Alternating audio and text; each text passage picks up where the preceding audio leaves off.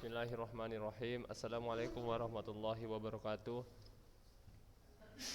Alhamdulillahirrabbilalamin. Wassalatu wassalamu ala rasulillah wa ala alihi wa sahbihi wa man wala. Wala hawla wala quwata illa billah, amma ba'd. Puji syukur kita panjatkan kepada Allah Subhanahu wa taala karena pada hari ini kita masih diberikan banyak kenikmatan, di antaranya nikmat iman, Islam, nikmat kesehatan, dan masih banyak lagi ya nikmat-nikmat yang Allah berikan kepada kita yang kita tidak mampu menghitungnya satu persatu. Anak-anak Ustadz kelas 7C dan 7D SMP Ulun Hamidan yang Ustadz sayangi dan Ustadz banggakan, pada pertemuan kali ini ya Ustadz mohon maaf karena tidak secara live Zoom ya pembelajaran kita, tapi rekaman daring melalui rekaman karena kemarin Ustadz ada uzur ya, ada halangan.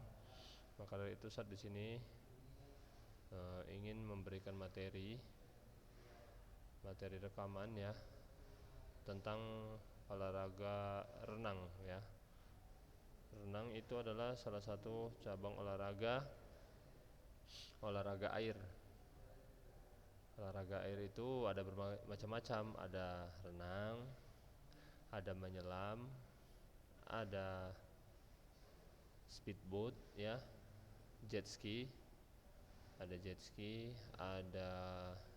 ski air, ada selancar ya, selancar yang di pantai itu ya, yang pakai ombak dia, menggunakan ombak ya, itu termasuk olahraga air juga. Menyelam itu olahraga air juga, olahraga diving ya. Kemudian selancar angin ya, selancar angin itu dia di laut juga ya, menggunakan angin olahraganya, menggunakan tenaga angin.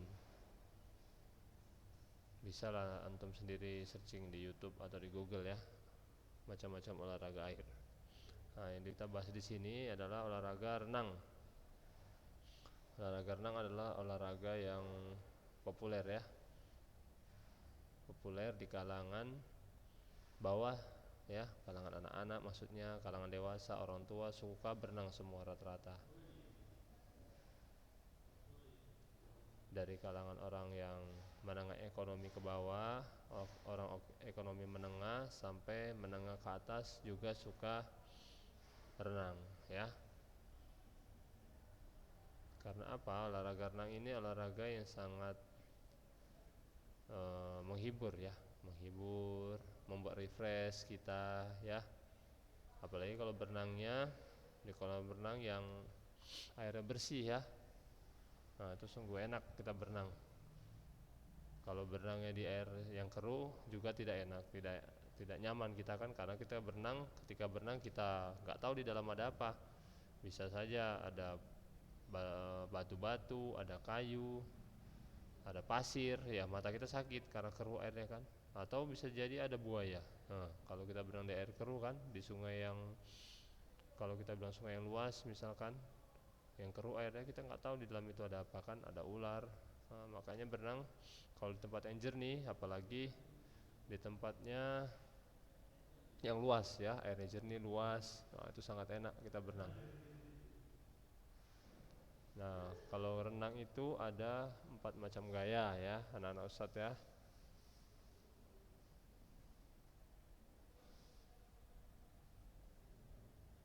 Mungkin waktu SD antum sudah mempelajarinya. Renang itu ada 4 gaya ya.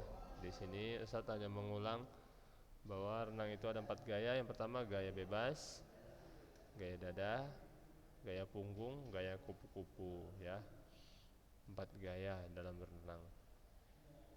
Namun untuk tahap awal biasanya kalau untuk belajar itu adalah gaya dada, kemudian lanjut ke gaya bebas, baru punggung, baru kupu-kupu. Kalau gaya kupu-kupu itu sangat sulit ya. Itu biasanya orang-orang yang sudah SMP kayak antum bisa lah, kalau SD belum bisa ya. Kalau SMP sudah bisa, itu SMP kelas 9 lah baru bisa kemungkinan juga, kelas 8 9, karena membutuhkan power otot lengan yang kuat ya. power otot lengan yang sangat kuat. Kalau masih SD belum bisa. Hanya beberapa orang saja yang bisa ya, yang diberikan kelebihan oleh Allah ya pada otot lengannya, bisa yang anak-anak SD melakukan. Tapi itu hanya sebagian orang.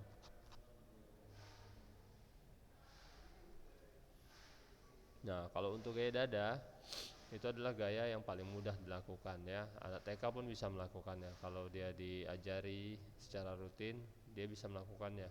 Karena gerakannya mudah, tidak membutuhkan power otot yang terlalu kuat ya. Lalu bagaimanakah gaya renang gaya dada atau bebas punggung ya? Di sini saya tampilkan semua gaya ya.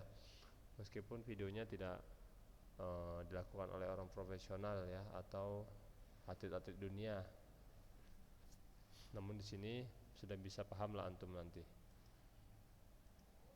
bagaimana itu gerakannya ya. Gerakan dari renang gaya dada, bebas punggung dan kupu-kupu.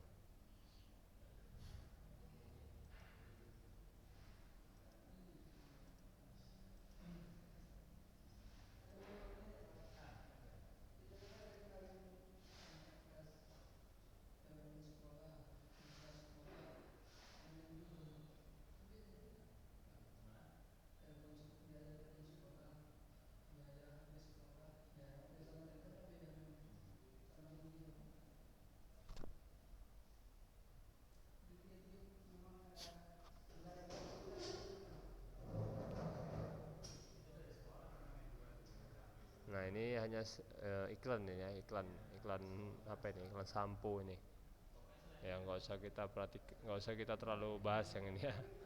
Ada iklannya pada video ini.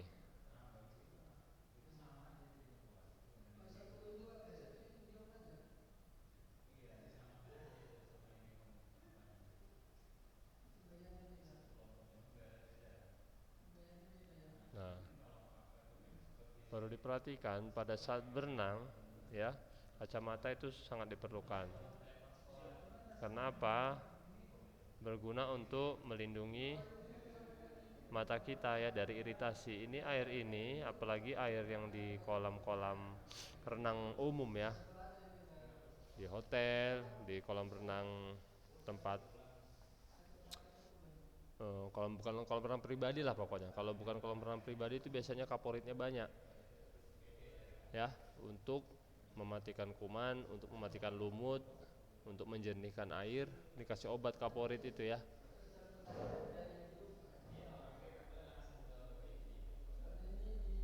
Maka dari itu harus dilindungi mata kita dengan kacamata agar mata kita tidak rusak dengan kaporit tersebut. Memang kalau sekali dua kali nggak masalah, tapi kalau terus-terusan mata kita bisa iritasi ya.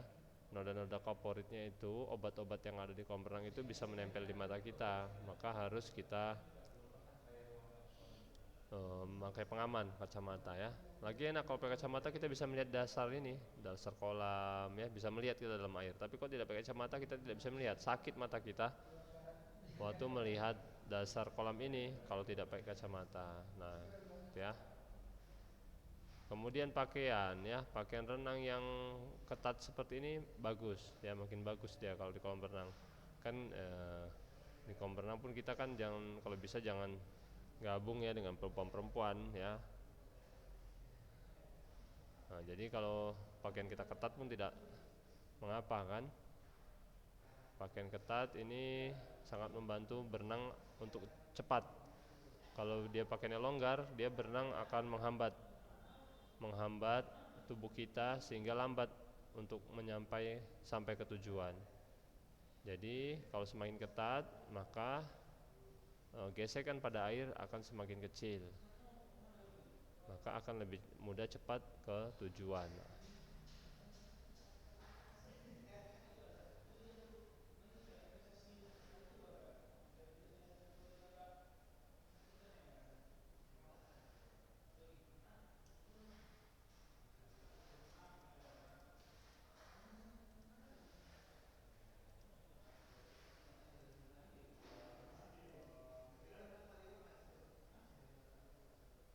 Nah, ini lakukan ini adalah renang gaya dada ya. Ini kayak punggung.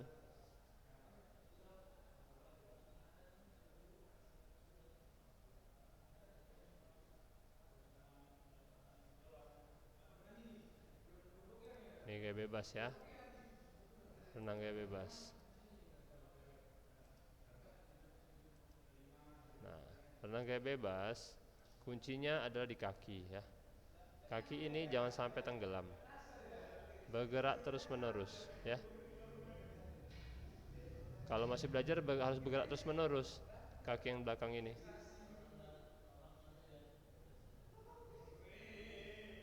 Kalau tidak ya, kalau tidak bergerak terus menerus, nanti bisa tenggelam badan kita. Tapi kalau sudah profesional, ini hanya sekali-sekali gerakan kakinya ya. Maaf, bukan sekali-sekali, tapi boleh sekali-sekali berhenti kaki ini untuk istirahat.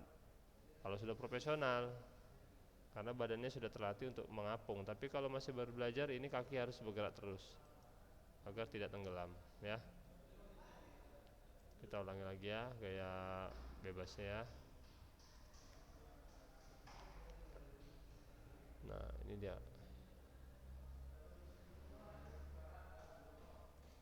gaya bebas. Bagaimana gerakan kakinya ya? Gerakan kakinya itu seperti ini ya. Kalau kita lihat dari darat, nih kakinya bergerak seperti ini. Nah, ini kalau di darat nih kayak bebas. Ini kakinya ya.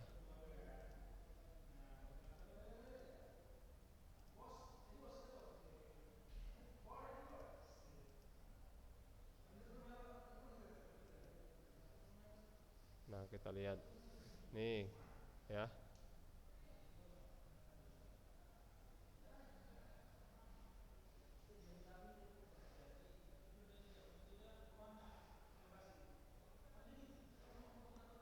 Ketika berenang gaya bebas, kita tidak dapat melihat posisi depan kita nih ya.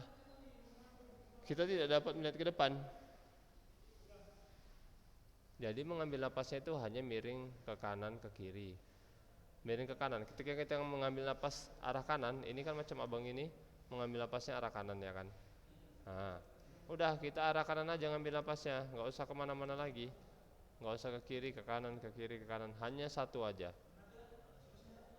Ketika tangan diangkat, tangan kanan ambil napas. Nah, nih kan tangan kanan diangkat dari air, ambil napas. Ketika tangan kanan diangkat dari air, ambil napas. Waktu tangan kiri diangkat, gantian kan tangan kiri setelah tangan kanan, nggak usah ngambil napas lagi, cukup satu aja. Nah, tangan kanan ya kan, ambil napas tangan kanan lagi. Nah, tuh satu kali ngambil napas saja dia, nggak perlu sekali dua ngambil napas kanan kiri. Dan mengambil napas itu hanya miring kepala aja, menampakkan mulut dan menampakkan hidung. Nggak usah semua, nggak usah diangkat kepala semua. Hanya sekedar menolehkan aja. Nah, menoleh. Kepala nggak diangkat. Kalau antum selama ini berenang, ya, tapi kepala antum angkat itu salah. Yang benar seperti ini. Nah, kepala separuh. Kalau kita bilang seperempat kepala ya, seperempat kepala kita yang sebelah kiri itu masih di air dan kuping kiri itu masih di dalam air. Jangan diangkat, kalau diangkat salah. Apalagi sampai melihat ke depan, nah itu salah. Kita nggak nampak kita di depan kita ini mau nyampe atau enggak kita nggak tahu. Tandanya ada kalau resmi ya, kejuaraan resmi itu ada sebelum finish ada garis di bawah. Ada garis di bawah, di lantai, di dasar kolam renang. Nah itu kalau ketika misalkan garis warna biru, oh kita sudah menampai garis warna biru gitu kan. Kenapa? Kita waktu berenang gaya bebas itu pandangan kita tuh ke depan, hanya ke depan, hanya ke dalam air, ke dasar air, ya, ke dasar kolam dan menoleh ke kanan. Bisanya seperti itu. Ini menoleh ke kanan waktu ngambil napas. Setelah itu menghadapkan wajah hadapkan ke air, ke dasar. Nah, jadi kita bisa melihat tanda garis itu ketika sudah mau menyampai finish. Oh, ada garis warna biru misalnya gitu kan, oh berarti udah mau nyampe nih gitu. Dan nggak perlu lihat ke depan, jangan takut kepala itu terbentur oleh dinding, nggak bakalan, karena salah satu tangan sebagai setir, pasti tangan duluan menyampai ke dinding, ya pasti tangan duluan sampai ke dinding. Makanya ketika tangan kanan di atas diangkat, tangan kiri sebagai setir atau pengarah, ya di depan. Nah, atau sebagai tameng kepala kita agar tidak terbentur lantai, terbentur dinding ketika sudah sampai. Begitu juga ketika tangan kanan di dalam air. Nah, tangan kanan di dalam air lurus sebagai tameng atau setir, tangan kiri angkat gantian. Begitu ya, ganti-gantian.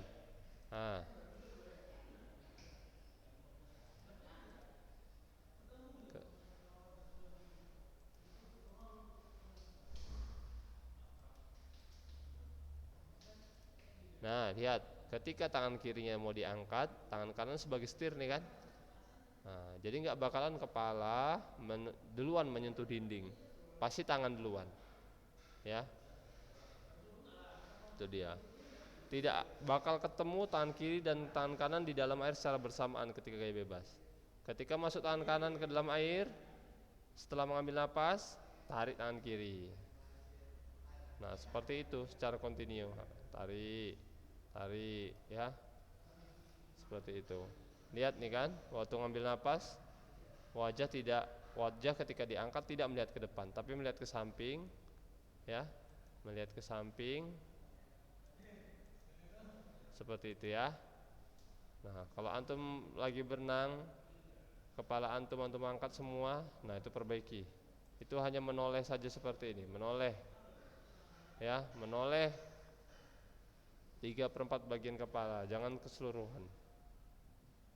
Nah, yang benar seperti ini ya.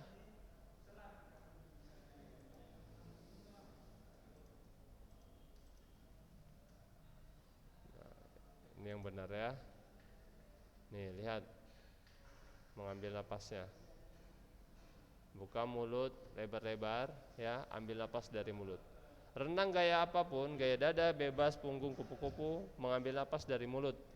Tidak ada renang gaya apapun yang bernapas mengambil napas dari hidung. Salah, ya. Itu sakit nanti kalau ada satu tetes air aja masuk ke dalam hidung, sakitnya ke kepala sampean.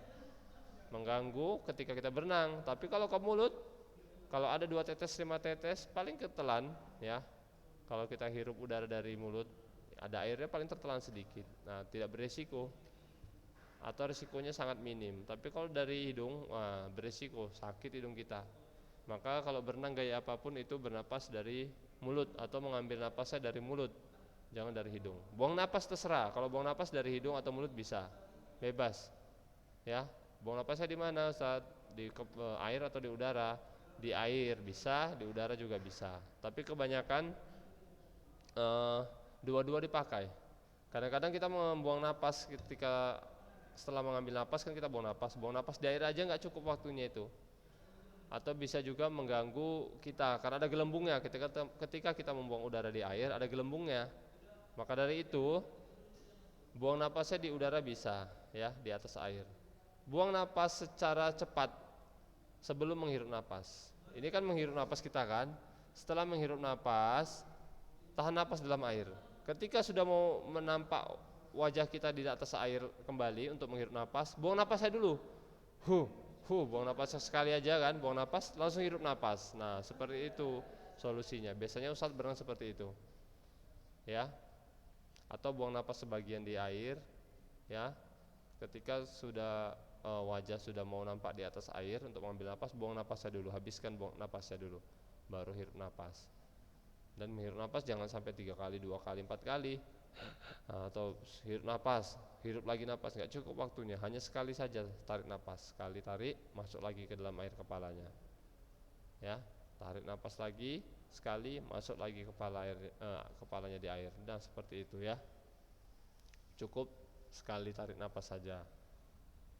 Buang napasnya pun seperti itu, cukup sekali. Nah, tapi untuk para anak-anak ustadz yang belum bisa berenang, ya, untuk latihan renang ini memang tidak bisa kita praktek gini antum menjadi bisa latihan berenang. Harus maaf, kalau untuk teori seperti ini ya nggak bisa, harus praktek. Memang kalau untuk menguasai renang harus praktek, terjun langsung ke kolam renang. Kalau hanya melihat seperti ini disampaikan sebagus mungkin ya, tapi antum tidak mempraktekkannya, ya nggak bisa. Berapa lama Ustaz prakteknya biar bisa berenang? Tergantung bakat antum. Bakat itu di situ fisik antum, kemampuan fisik, kemampuan penalaran antum, ya. Di situ berperan di situ ya. Kalau antum fisiknya kuat tapi daya nalar antum untuk melakukan gerakan itu rendah, ya lama juga bisanya. Atau antum daya nalar antum tinggi, Pak tahu maksud apa yang dikatakan pelatih untuk berenang itu, bagaimana gerakannya. Tapi antum fisik antum lemah, baru tarik nafas 2 kali di air, ya tahan nafas berapa detik, udah cengap-cengap, misalkan udah sesak nafas, ya nggak bisa juga. Dua dia ya, ada kemampuan fisiknya juga kemampuan penalaran antum. Nah, baru itu cepat bisa. 4 kali pertemuan sudah bisa berenang satu gaya, ya. Nah ini dia gaya bebas. Selanjutnya gaya punggung. Nah gaya punggung kebalikannya gaya bebas. Dibalikkan, kalau gaya bebas wajah menghadap ke dasar kolam renang. Ini kebalik, wajah menghadap ke atap atau ke langit. Nah, jadi tidak ada waktu atau saat-saat dimana hidung dan mulut itu di dalam air. Nggak ada, di atas air terus selama berenang kalau gaya punggung ini. Nah, bernapasnya lebih enak, tapi untuk bebannya ya atau lelahnya lebih lelah ini daripada gaya bebas. Untuk lelah tubuhnya ya agak susah ini, badan kita agak capek dibuat kalau gaya punggung ini, terutama di bagian kaki. Nah di bagian kaki itu sangat pegal kita. Gerakan kaki sama gaya bebas, sama bergoyang-goyang seperti gaya bebas tadi, tendang ke bawah, tendang ke atas, tendang ke bawah, tendang ke atas, cepat-cepat ya. Selanjutnya ini adalah gaya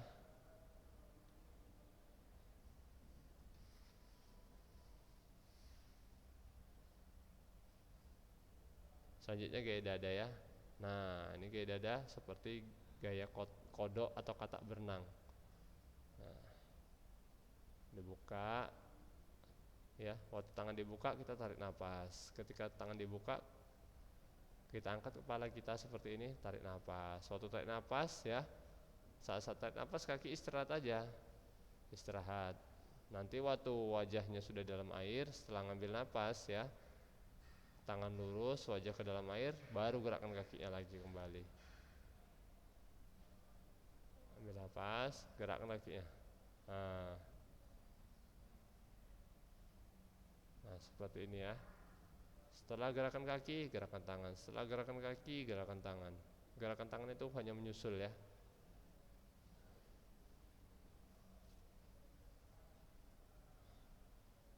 Ini gerakan renang gaya dada, ini adalah gerakan yang paling mudah dipelajari.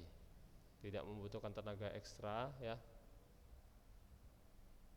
Yang penting kita tidak takut air dulu. Jangan takut air. Kalau takut air pertama-tama, wah sudah sulit kita untuk belajar.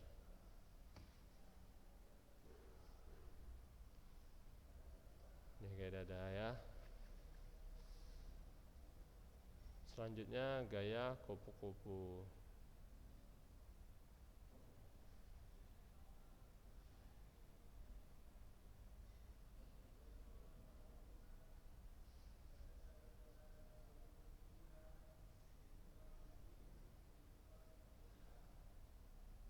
Oke, kupu-kupu ini adalah gaya yang paling sulit dari semua gaya ya. Paling sulit karena membutuhkan power otot lengan ya, dan juga power otot pinggang ya. Berenangnya seperti ular gayanya.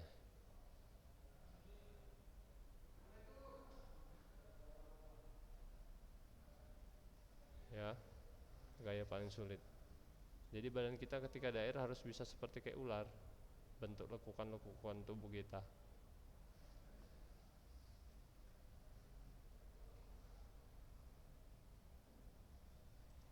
Nah, ini contohnya dari gerakan di darat ya.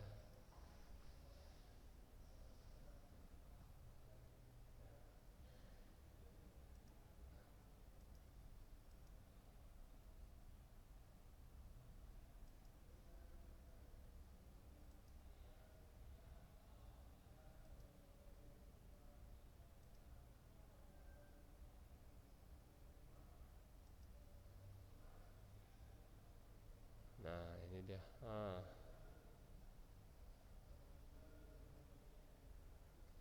Nih, gerakannya harus bisa seperti ini antum. Kalau belum bisa seperti ini gerakan pinggangnya, antum akan sulit untuk berenang gaya kupu-kupu. Harus bisa seperti ini dulu. Nah, ini dia. Dia keliukan tubuhnya seperti ular. Harus bisa seperti itu ya. Kalau mau bisa berenang gaya kupu-kupu. Harus gini badannya memang.